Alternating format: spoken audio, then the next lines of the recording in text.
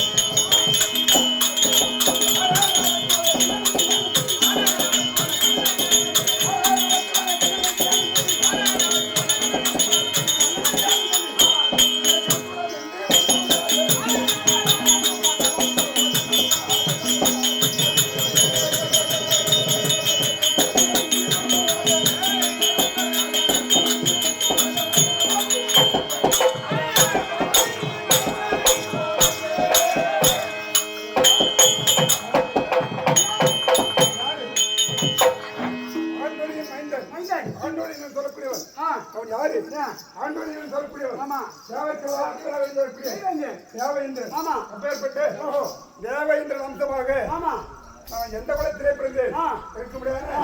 14 வரை மத்திய பரிவாரம் நடத்தி உப்பரானவர் தானவருடன் கலந்தது கம்பமான சுமந்தி தருவுடன் தனிய அம்பூர் ராசியினார் அம்புடன் அவதரித்தோம் சொல்லக்கூடிய சந்திரகுலத்திலே பிறந்தவன். தமிழகத்திலே பல விதமான ஜீவஜந்துக்கள் உற்பத்தி ஆகியது. அதுல அப்பேற்பட்ட சந்தேகம் பிறந்து சந்தேகம் வந்ததிலே பிறந்திருக்க முடியாத குலம் சந்தேகம் சந்தேகனுக்கு புதனுக்கு பூர்வக்கு ஆய்வு நகருக்கு ஏதிக்கு பூருக்கு ஜனனுக்கு பிரதேவனுக்கு சயாதி சாதிக்கு தருவமன் தருவனுக்கு ஜேதன குரோதனுக்கு தேவாதி தேவிக்கு உரியதனுக்கு அரியதனுக்கு மதிவானுக்கு திடனுக்கு நீலனுக்கு துச்சனுக்கு பரதனுக்கு பௌமனுக்கு சுரேந்திரனுக்கு அஸ்தன் நிகழ்ந்தனுக்கு அரசமணிக்கு சவண்ணன் குருக்கு பரிசுக்கு பிரதீபன் பிரதீபமானுக்கு சந்திரமன் அப்பேற்பட்ட 32வது தலைமுறை சொந்தமன்னார் பிறந்து அந்த பரம்பரையிலே ஒதுக்கப்பட்டவர் திருகராட்சி பாண்டவராஜ சொல்லக்கூடிய 3 அரசர்கள். இந்த 3 அரசர்கள் திருகராட்சிக்கு காந்தாரிக்கும் பிறந்த பிள்ளைகள் 100 பேர்கள், பாண்டவராஜனுக்கு மொத்தமாக தேவிக்கும் பிறந்த பேர்கள் 5 ராஜாக்கள். இப்படியாக ராஜாக்களை மண்டலம் பிள்ளை முகத்திலே மத்தியாக அவளை நட்சத்திரம் பல்லிலே பருத்திகளை பாயத்தில் தந்தாமரை தொப்பில் உயமானுக்கு வேண்டத்தை கூடுபுறம் நீண்டக்கர தாண்டவரை சொல்லக்கூடிய 32 அழகுபடுத்தவர். ஆனால் அவர்கள அர்ஜுன பெருமான் நான்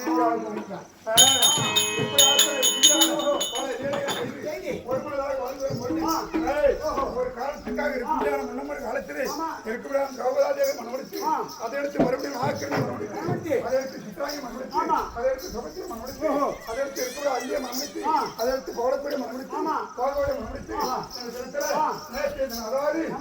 அதாவது முந்தைய காலத்திலே இருக்க முடியாத யாரும் செய்ய முடியாத ஒரு செயலை செய்து அது எப்படி என்றால் ஏற்கனவே காலத்திலே இரவையிலே நஞ்சமுடைய வஞ்சனை வாழ்ந்தவன் என்று சொல்லக்கூடிய துரியோனாகப்பட்ட செய்த சூது மார்க்கத்தின் காரணமாக எங்களுக்கு இட்ட கட்டளை என்று சொல்லக்கூடியது இருக்க முடியாத 12 வனவாசம் ஓராண்டு அக்கியாரவாதம் கழித்து வந்தால் நாடு தெரிவதாக போயிடும் துரியோனாகப்பட்டது. அது பிரகாரம் இருக்க முடியாத முதல் வனம் என்று சொல்லக்கூடிய சூரியவனத்தை கலந்தோம்.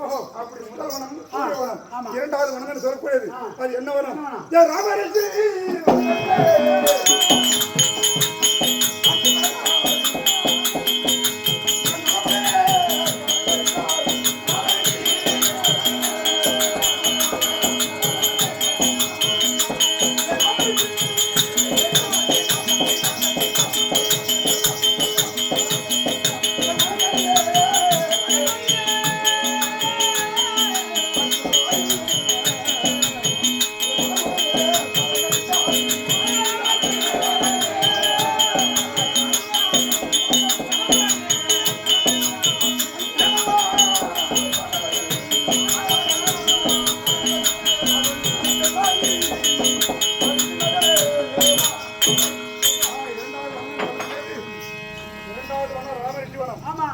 ராமரிஷி வனத்திலே நாங்கள் குடியேறி பொழுது இருக்குமிடான தர்மனை விடுத்து இருக்குமிடான பீமன் அர்ஜுனன் நகர சகாதேவர்கள் ஆக 4 பேர்களும் இருக்குமிடான பாம்பு வச்சே புகுந்து பாம்பு வச்சே நாங்கள் 4 பேரும் இறந்து விட்டோம்.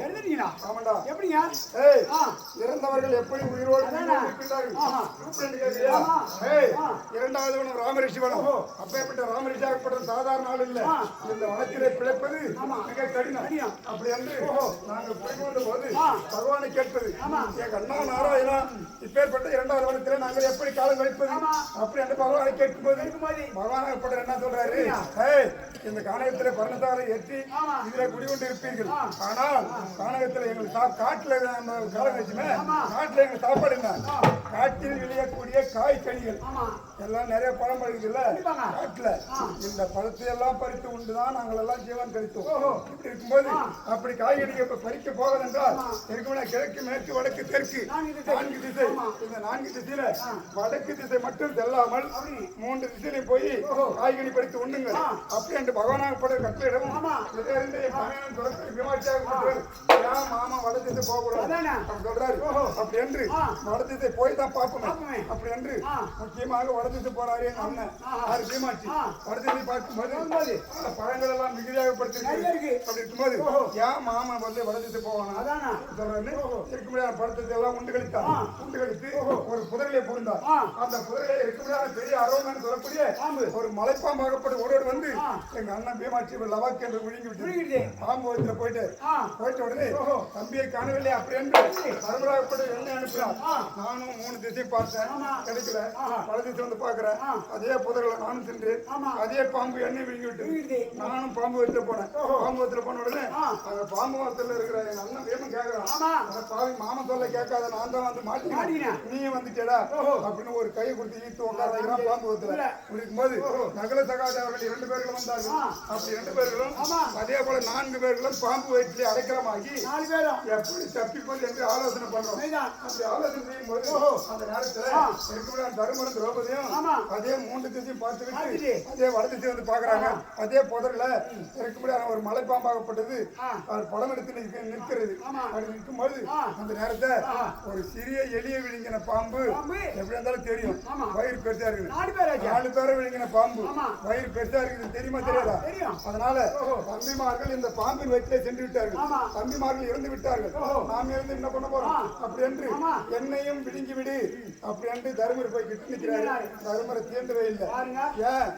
தர்மம் என்பது சாதாரண விஷயம் இல்ல, தர்மம் தலை காக்கிறது அப்படி என்று சொல்ல முடியாது. கிட்ட போய் நிற்கிறாரு. இது இடையிடையே போகுது. இப்படியா இருக்கும்போது தம்பிமார்கள் இறந்த பின்பு நாங்கள் இறந்து என்ன செய்ய போறோம் அப்படி என்று பகவான் நினைக்கவும் அண்ணா நாராயணா கோவிந்தா அப்படி என்று இவர் மனதிலே துதிக்கவும் பார்த்தார். பகவானாகப்பட்டவர் சொன்ன சொல்ல கேட்காத போய் மாட்டிக்கிறாங்க, எப்படி இருந்தாலும் அவங்களை காத்து வச்சுக்கணும் அப்படின்னு சொல்லிட்டு நேரம் பகவான் வராரு. பகவான் வந்து தர்மராகப்பட்ட இந்த கதையை சொன்னாரு.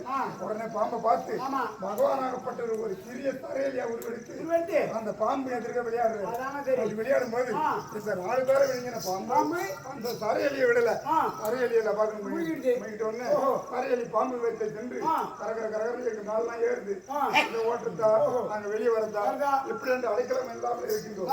இருக்கும்போது இந்த தரையலி என் கருத்திலே இருக்கக்கூடிய காண்டி வருது, இந்த காண்டிபத்துல ஒரு நாணி வருது, அந்த நாணியை வந்து கடிச்சது. கடிச்ச உடனே அந்த நாணி அறுபட்டு வில்லு நிமிர்ந்து பாம்பின் வயிற்று அடித்து பாம்பின் வயிறு கிழிந்து நாங்க புழுக்க தெரிஞ்சு வெளியே வந்தோம். இந்த அறுபட்ட பாம்பு மேலே எழும்பி ஒரு பெருத்த மகரிஷியா நிக்குது.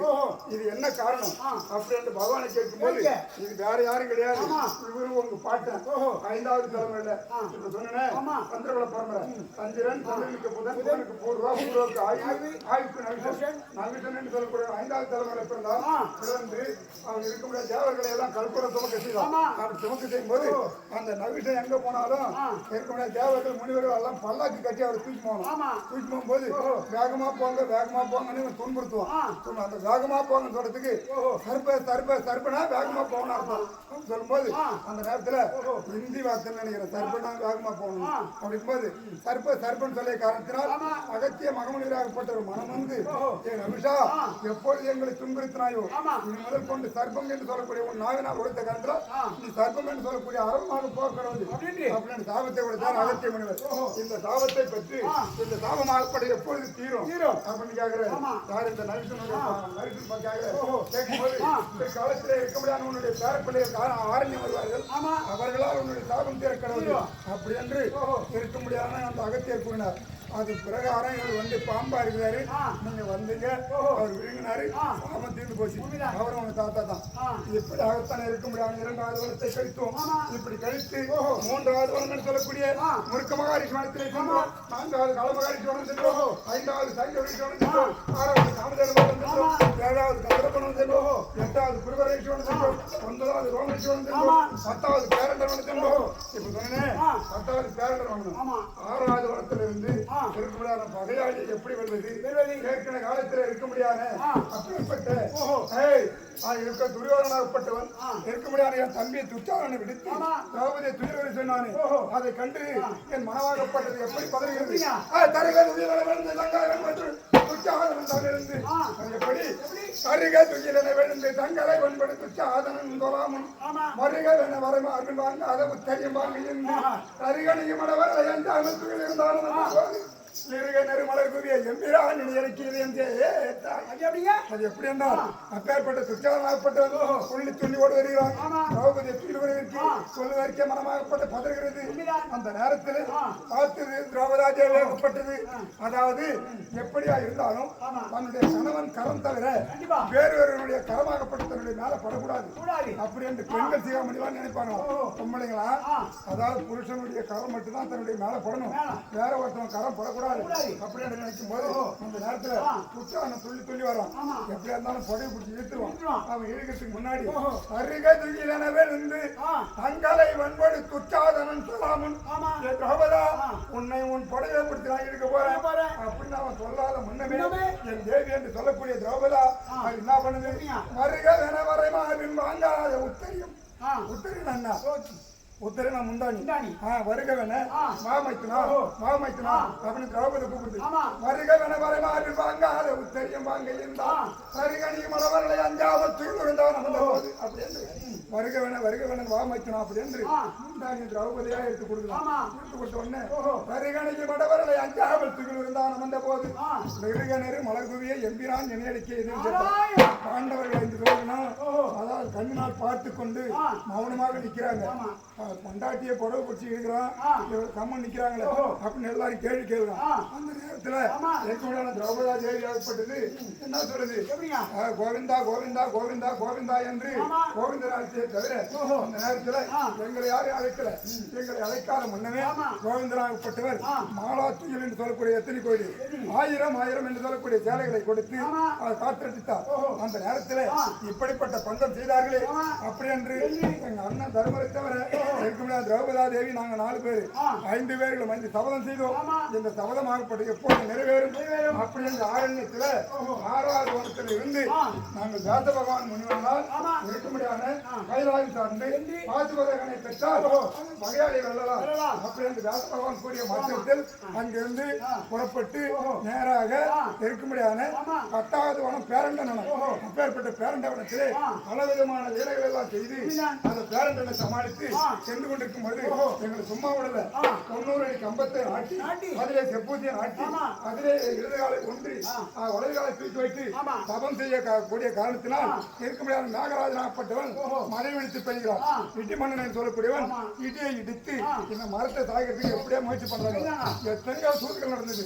இதையெல்லாம் சமாளித்து இருக்க முடியாத என் காலினால் அந்த மரத்தை சாயாமல் தாங்கி நின்று இருக்க முடியாத தபம் செய்து அந்த பாதுபத கணை பெற்று அந்த நேரத்தில் தான் இப்பேற்பட்ட இன்னலையெல்லாம் தாங்கிக் கொண்டாய் அப்படி என்று நாகராஜனாகப்பட்டவன் 8வது மனைவி என்று சொல்லக்கூடிய மின்னல் வழியை கல்யாணம் பண்ணி கொடுத்தார். ஆமா அப்படி கொடுத்தவுடனே பாசுபதகனை பெற்று நேராக சிவபெருமானாகப்பட்டவர் என்ன வைத்தார்?